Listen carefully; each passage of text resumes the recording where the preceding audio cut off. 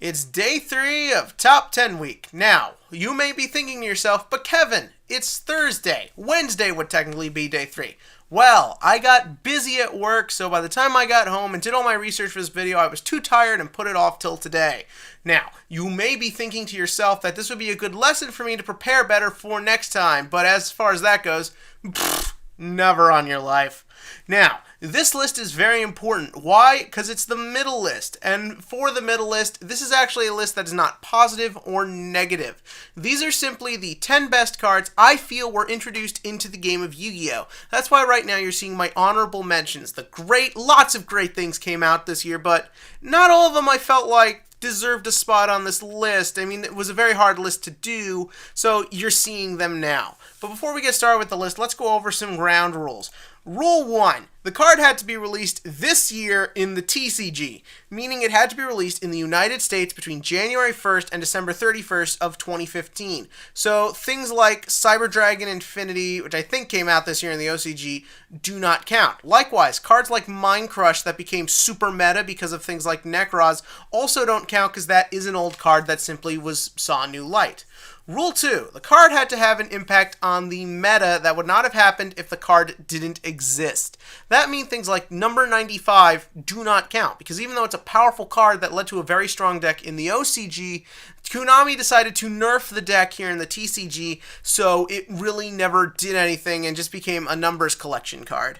And also things like, say, Cleafort Monolith or Satellar Constellar Diamond don't really count, or at least in my opinion, because the thing is that the archetypes that used those cards predominantly really were already top tier, and I don't think either of those cards increased or decreased to those spots. Diamond was a tough one though because it is splashable, but ultimately I think its biggest impact was for the Satellar Knight archetype. And again, this is all just opinions, but that does bring up to Rule 3. 1 card per deck, meaning that I am trying to keep this as fairly unbiased as possible. Otherwise, this would just be a big list of Necroz cards. Let's be real here. So I'm trying to go over everything that was relevant this year.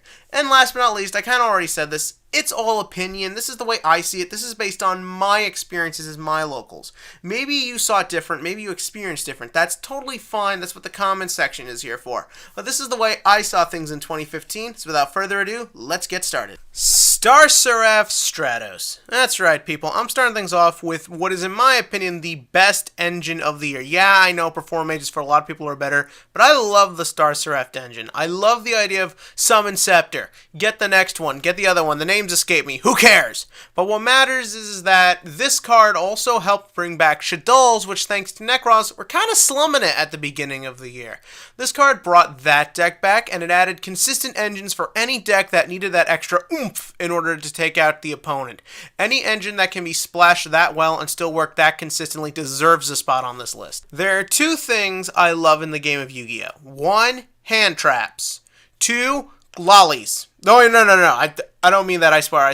I just mean that hand traps are really great, especially going into this new format, and also anything splashable. If it can be used in any deck, I think it deserves a spot on a list like that, because all too often, all the spoils just go to specific archetypes, like Shaddolls and Necroz and Tellar Knights. But no, Ghost Ogre is a card we can all use, and not only that, it's very flexible. You can get it out with E-Tally, which I don't normally recommend, but it blows the monster up. You get rid of it. Now, yes, that does technically mean they still get their effect off, but the thing is, the balance between it and Valor is totally dependent on the player and what you feel is important for your deck, thus really cementing this card as a card that anyone can use, and if you don't use it, it's not going to hurt you that much. That's why I love it, because it's all up to you if you should play it or not. Psyframe Overlord Omega is probably the best new synchro releases here. I mean, there were some good ones, but no card I thought combined a stun effect, offensive stats that are great, and a recycling effect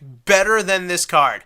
In that, I think that is the only card that came out this year that has all 3 of those things, and that's why it's awesome. Not only are Psyframes a fun deck that I recommend everyone give a shot, if anything, just being able to get revenge on your opponent's overextensive plays, but the thing is, this card just has so much versatility and so much adding to a deck. I think this will be a possible synchro to see someone play in an extra deck forever, just for those versatile reasons. And as a synchro, it's fairly well balanced, because you got to get that tuner out of there, and let's not talk about the broken hands, the bad hands you can get with Synchro sometimes. Behold, one of the most hyped cards in all of Yu-Gi-Oh! History for whatever strange reason.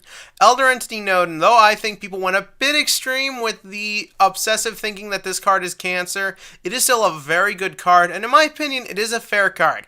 You need instant fusion, which granted isn't a hard card to come by, but it does create some weird circumstances sometimes. But on top of that, the plays it allows, Xyz plays, Synchro plays. This is a great card, and like I've been saying, usable by everybody. It's not hard to tech into any deck. On top of that, those rank 4 plays can sometimes save your ass, giving you a quick Castell play, or an Honor Arc play, or Exciton. Oh wait, never mind, I think I just made myself sad. Yes, you must all be thinking I'm crazy to put this card this low on the list. Well, hear me out. First up, the Performer Mage engine being a dominant force in the game of Yu-Gi-Oh! In reality, really is fairly recent when you consider what a lot of the staying power things had this year. And also, let's be real here, what really makes Damage Juggler more than just a battle fader is the adding, which means that you need to play all the Perform Mages, and it really is all about getting the other ones out. Like, when I was thinking of this list, I actually first thought Trick Clown, then I think the Plush Fire, and I was actually third before I thought of this guy. That's because there's so much to the Perform Mage engine that I just feel that it isn't very fair to put one so high on the list because it works together with so much other stuff. Don't get me wrong, everything on this list synergizes with something. I just think that there are other things that, in the grand scheme of things, as far as Yu-Gi-Oh! In the year 2015 is concerned, were more relevant and had a bigger impact. You're all still just going to send hate mail, aren't you? Believe it or not, when this card first came out, it was cheap. No one valued Luster Pendulum, the Draco Slayer, very high. Okay, part of that was that there weren't many Pendulum decks at the time. Klees really didn't need it, and Ignites didn't really take off. But now we all know. Now we all know how strong this card is. Oh wait, I always knew, so I picked up my playset for like $10. Ha! Take that, everybody else. I have loved Luster Pendulum from day one it comes out. A, it looks awesome. B, it has great stats. C, or something, its effect is amazing. Being able to add any pendulum you want any turn is great. Yes, it has to be the thing in the other scale, but once you blow it up and you can replace it, or option B, it just gets it to your hand.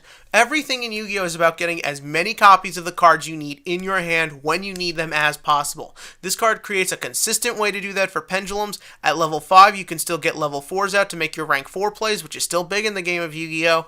And again, look at this thing! He's got a sword and dragon wings! What is there to say about Cosmos? They're top tier, they're badass, they do a lot of strong stuff.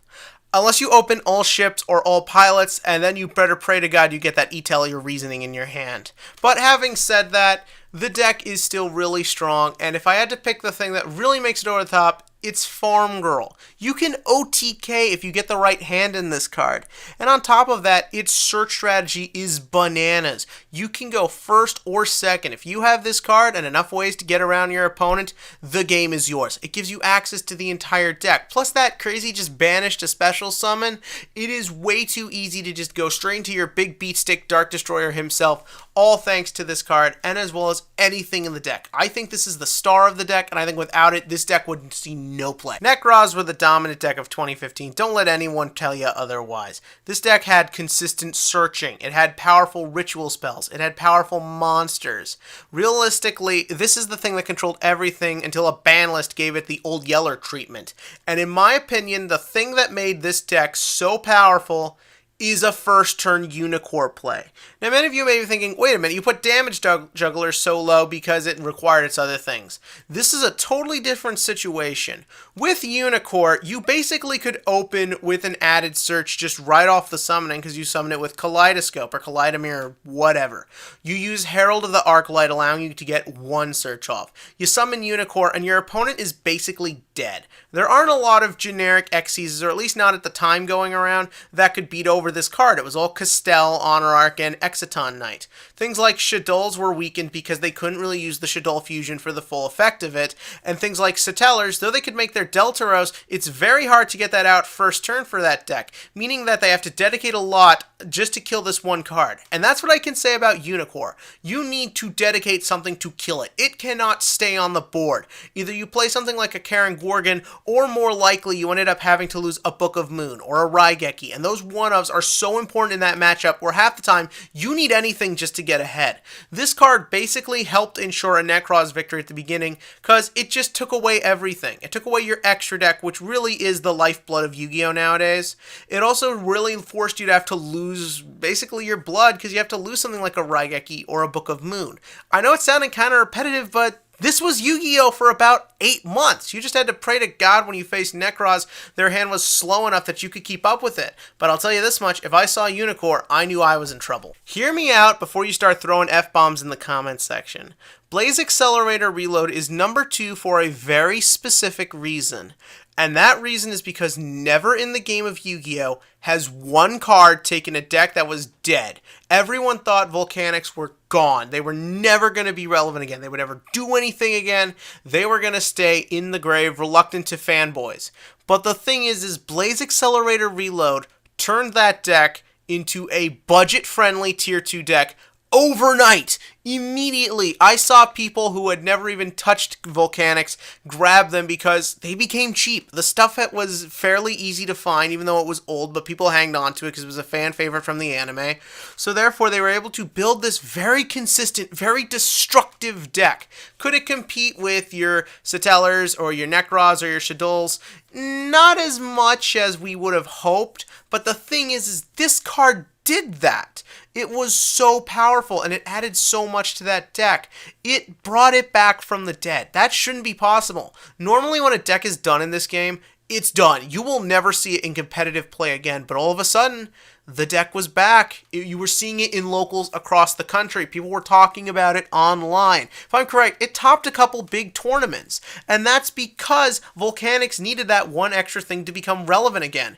You see Konami right now with the Black Luster support, the Buster Blader support, the just recently announced Celtic Guardian and Dark Magician Girl support. They're trying to do what this card did. But this card did it because it did just what was needed to bring the deck back without making it too expensive. As far as I'm concerned, this is probably the best card of the year, not because of its overall strength or the fact that it became the top tier deck, but because it brought a deck back from the grave, and that is something that isn't possible. That's voodoo stuff. I am just going to straight up say it. I love Heroes. This is the deck that for whatever strange reason I end up going back to.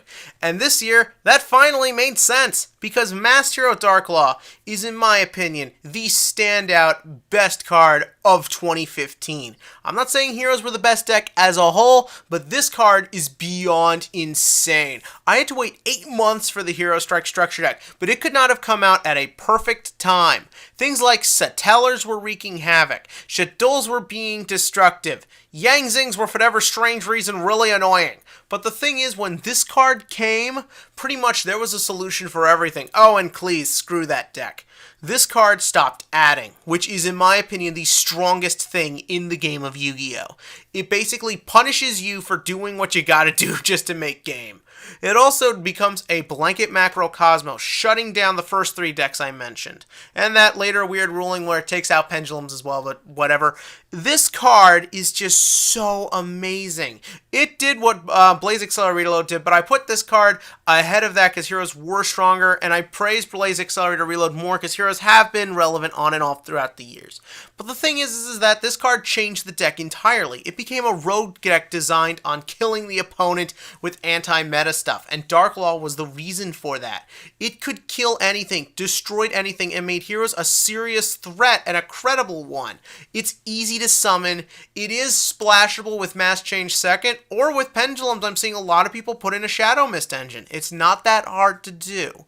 And the thing is that this is a card that I can see being relevant forever. We will always need floodgates, and I think Darklaw is the best floodgate of all time because it shuts the opponent down, and there's not a lot of ways for them to come back from it. You get this card on the right time, Pepe's dead. Mermail's dead. This is an amazing card and a card I love to play. It is such a fun card to use, and everyone seems to enjoy this card. Unless you play those meta decks, in which case this thing probably screwed you over a bunch. But what did you think? In the comments section below, give me your thoughts on the best Yu-Gi-Oh cards of 2015, because this list really is based off of experience. Maybe you saw it different at your local. Tell me in the comments below, and as always, click to like and click to subscribe so we can all see together what Yu-Gi-Oh creates in the year to come.